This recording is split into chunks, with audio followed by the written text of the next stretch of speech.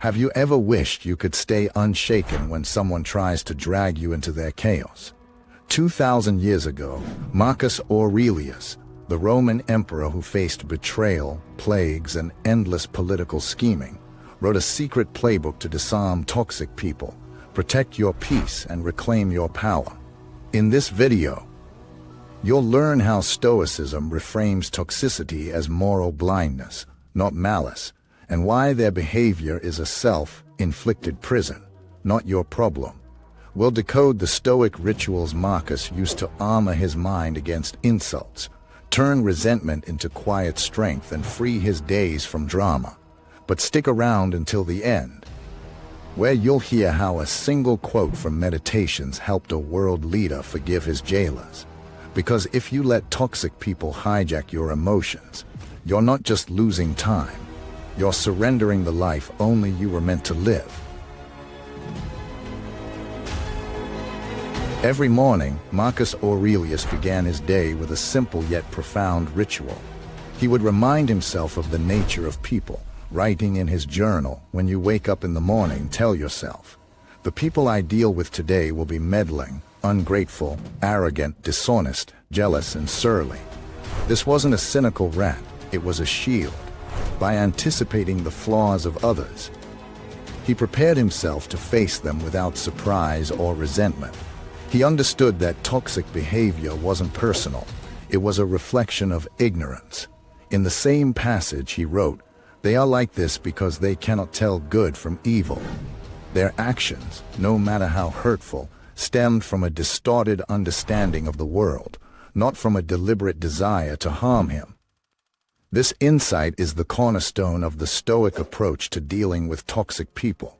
Rather than wasting energy trying to change others or seeking revenge, Marcus focused on mastering his own reactions.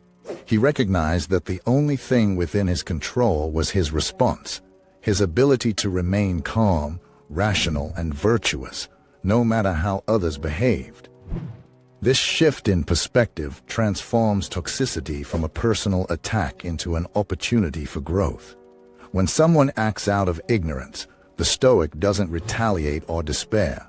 They respond with patience and clarity, knowing that the other person's behavior is their own burden to bear. The Stoic shield isn't about building walls or shutting people out. It's about fortifying your mind. By understanding that toxic behavior is a symptom of moral blindness, you disarm its power over you. You stop expecting others to act with wisdom they don't possess and start focusing on the one thing you can control, your own thoughts and actions. In doing so, you reclaim your peace, your purpose, and your power. The chaos of others no longer dictates your life because you've learned to see it for what it truly is, their problem, not yours. Toxic people often leave us baffled. How can someone act so thoughtlessly, so destructively, without seeing the harm they cause? Marcus Aurelius offers a surprising answer. They act this way because they cannot tell good from evil.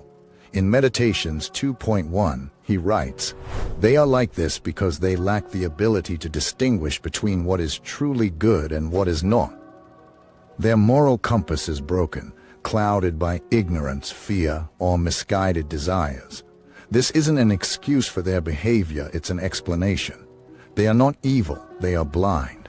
And blindness, no matter how frustrating, is not malice. Yet Marcus doesn't stop there.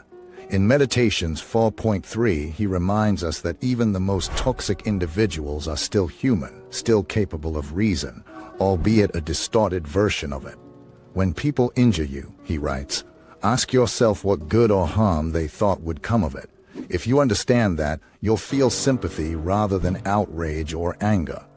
This is a radical shift in perspective. Instead of seeing toxic people as villains, we see them as flawed, struggling beings, acting out of a warped sense of what they believe is right. Their rationality is twisted, but it exists, and recognizing this allows us to respond with something far more powerful than anger: tolerance. Tolerance, in the Stoic sense, isn't about condoning bad behavior or letting people walk all over you. It's about understanding that their actions are a reflection of their inner turmoil, not your worth. It's about refusing to let their chaos disrupt your peace. Marcus writes, "The best revenge is to be unlike him who performed the injury." When you respond to toxicity with patience and clarity, you rise above the fray.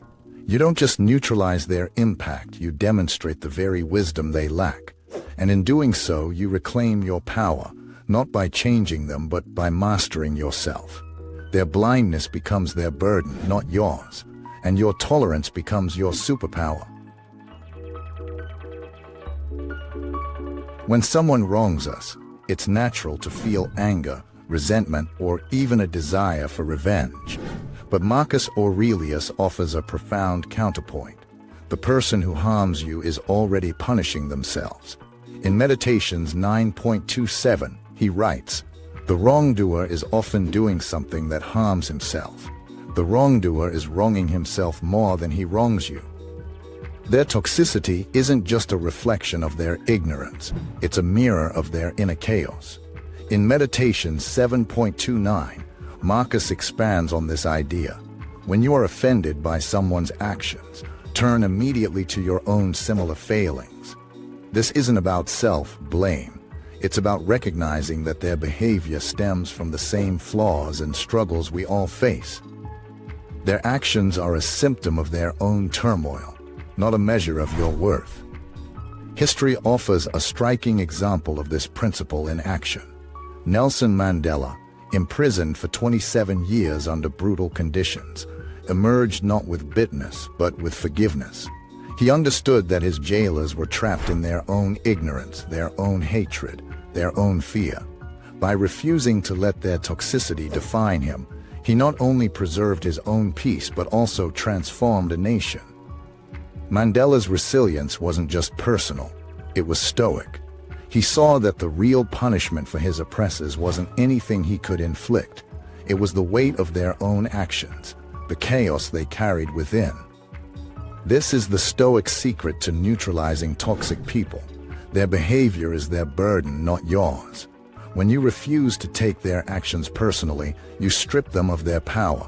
You see their toxicity for what it truly is, a reflection of their inner struggle, not a reflection of you. And in that clarity, you find freedom. You don't need to punish them. Their own actions do that. You don't need to change them. Their chaos is their problem. All you need to do is guard your mind, protect your peace, and let their toxicity fall where it belongs on them. Toxic people often feel like an unavoidable storm, leaving us scrambling for shelter. But Marcus Aurelius offers a different perspective. Toxicity isn't an anomaly, it's a natural part of life.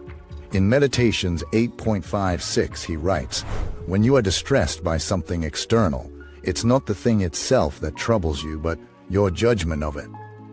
This is the first step in building your armor, accepting that toxic behavior is inevitable. People will act out of ignorance, fear, or malice, but their actions only have power over you if you let them. By shifting your focus from their behavior to your response, you reclaim control. Marcus goes further in Meditations 8.14, urging us to guard our minds like a fortress. "Your mind is your stronghold," he writes. "It should never be surrendered to chaos or external forces." This isn't about shutting out the world, it's about fortifying your inner space. When someone tries to provoke you, pause, take a breath, reflect on what's truly within your control, your thoughts, your emotions, your actions. This pause is your shield, giving you the clarity to respond with reason rather than react with anger. The final step is to act virtuously. This doesn't mean being passive or letting others walk all over you. It means choosing actions that align with your values, even in the face of provocation. When you respond with patience, kindness, or firmness, you demonstrate a strength that toxic people cannot touch. Their chaos bounces off your armor, and their attempts to derail you only highlight your resilience. By accepting toxicity as natural, guarding your mind and responding with virtue, You transform every encounter into an opportunity for growth. You don't just neutralize their impact, you rise above it. And in doing so, you prove that the real power lies not in their actions, but in your response. Their storm may rage, but your fortress stands unshaken. Life is fleeting, a truth Marcus Aurelius reminds us of in Meditations 12.16. You could leave life right now. Let that determine what you do and say and think. Every moment spent dwelling on the actions of toxic people is a moment stolen from your purpose. Resentment, anger, and frustration are thieves, robbing you of the time and energy you could be investing in what truly matters. Imagine looking back on your life and realizing how many days were wasted on someone else's drama. How many opportunities were missed because you allowed their chaos to consume you. Contrast this with the alternative, a life focused on virtue and purpose. When you choose to rise above toxicity, you reclaim those stolen moments. Instead of being dragged into their storm, you channel your energy into meaningful actions, building relationships, pursuing goals, and living in alignment with your values. Each day becomes a step forward, not a battle fought in someone else's war. Marcus understood this deeply. He knew that the brevity of life demands clarity, focus, and intentionality. It demands that we stop letting others dictate our emotions and start taking responsibility for how we spend our time. The fear of missing out here isn't about external experiences. It's about missing out on the life only you can live. Every moment spent entangled in someone else's drama is a moment you'll never get back. But when you neutralize toxicity, you reclaim your time, your energy, and your peace. You stop letting their chaos derail your purpose and start living with the clarity and focus that Marcus Aurelius championed. Your life is too short for their drama because it's meant for so much more. I hope this journey through Marcus Aurelius' meditations and Stoic philosophy has given you the tools to neutralize the impact of toxic people in your life. If you found these insights valuable, please hit the like button. It helps us reach more people in search of peace and resilience. And before you go, why not leave a comment below with one word that resonated with you today? Whether it's a Stoic principle or a feeling you've experienced while watching this video, sharing your thoughts can inspire others. And let us know you continued with us till the end. Thanks for watching, and here's to more clarity, focus, and control in your life.